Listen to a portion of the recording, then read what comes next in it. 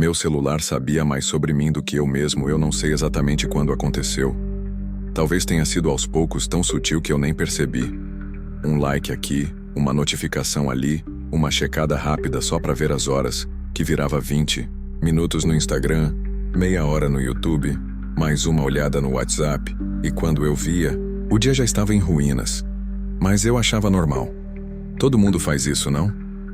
Só que chegou um momento em que algo me incomodou profundamente. Meu celular parecia saber mais sobre mim do que eu mesmo, e aquilo me assustou. Era como se meus desejos, hábitos e fragilidades estivessem todos mapeados em uma rede invisível de dados e algoritmos. Meu feed sabia exatamente quando eu estava triste, estressado ou vulnerável. Sabia o que me fazia rir, o que me provocava raiva, o que me fazia querer comprar algo. E eu percebi que cada vez mais meu comportamento era moldado pelo que aparecia na tela. Eu não pensava, eu reagia. Houve uma noite específica. Eu estava rolando a tela do celular sem parar, sentindo um vazio que crescia dentro do peito. E, então, uma pergunta bateu como um soco. O que eu estou procurando aqui? Eu não tinha resposta. Só sentia que algo estava fora do lugar. Eu estava me tornando um reflexo daquilo que consumia. Meus pensamentos não eram mais realmente meus. Eu estava vivendo uma vida emprestada, feita de fragmentos de vídeos, stories e opiniões alheias. Comecei a me observar com mais atenção. Percebi que minha ansiedade disparava logo depois de longos períodos online, que minha capacidade de foco tinha se deteriorado, que eu acordava e dormia com o celular na mão, que eu já não conseguia ficar entediado sem buscar imediatamente alguma distração. Era como se o silêncio tivesse se tornado insuportável. E então, eu lembrei de uma frase de Pascal. Toda a infelicidade do homem vem de uma única coisa: não saber ficar quieto num quarto sozinho. Foi aí que eu percebi que a tecnologia não era apenas uma ferramenta.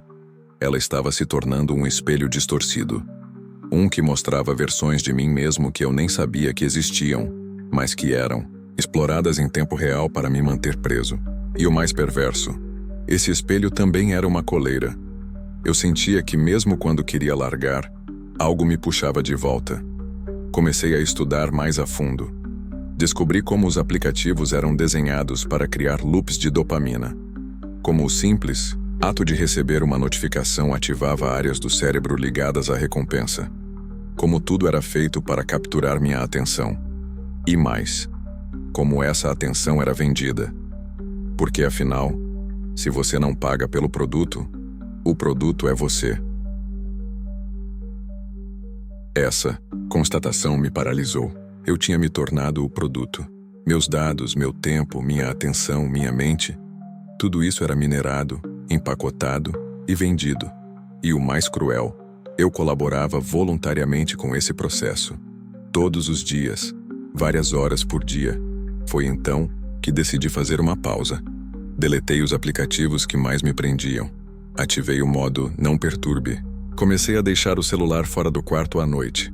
No começo foi difícil. Era como uma abstinência. Eu me pegava buscando o aparelho por impulso, mesmo quando não havia necessidade. Mas com o tempo, o silêncio começou a se tornar mais confortável. Minha mente, antes barulhenta e agitada, começou a desacelerar. Voltei a prestar atenção nas pequenas coisas, no cheiro do café, no som da chuva, no toque do vento. Redescobri o tédio e percebi que ele é um terreno fértil para a criatividade. Li livros que estavam há anos parados na estante.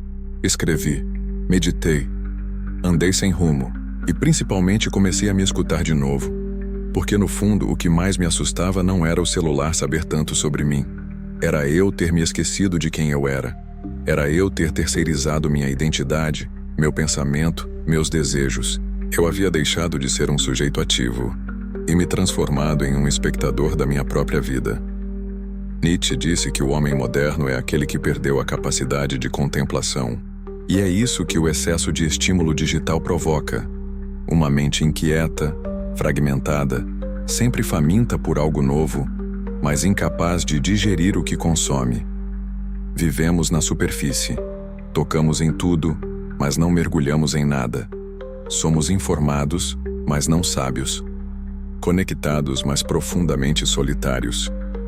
O minimalismo digital não é só sobre usar menos tecnologia. É sobre usar melhor. É sobre recuperar a soberania sobre nossa atenção. Sobre não aceitar viver em piloto automático, sendo guiados por algoritmos que não têm outro interesse senão o lucro.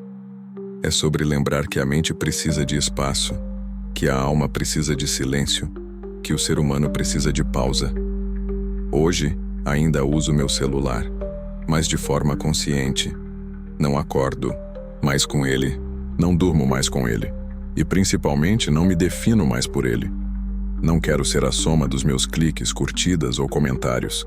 Quero ser alguém que pensa, sente, erra, acerta, mas que faz isso por conta própria. No fim das contas, o que me salvou não foi deletar os apps. Foi o simples ato de parar, de olhar para dentro, de reconhecer que havia algo errado e escolher fazer diferente. Porque a verdadeira liberdade não é ter acesso a tudo o tempo todo, é poder escolher o que realmente importa. E talvez essa seja a pergunta que você precise fazer hoje. Quem está no controle da sua vida? Você ou a tela na sua mão?